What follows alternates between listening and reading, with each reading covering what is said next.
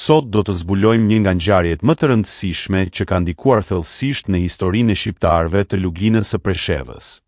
Në vitin 1938, një marrëveshje e fshehtë mes Jugosllavisë dhe Turqisë do të ndryshonte përgjithmonë demografinë e këtyre trojeve.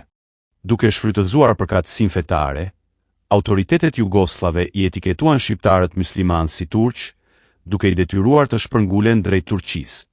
Familjet shqiptare u përballën me konfiskimin e pronave, të cilat ju dorëzuan kolonëve serb. Presionet politike dhe ekonomike bën që shumë prej tyre të braktisin shtëpitë e tyre shekullore.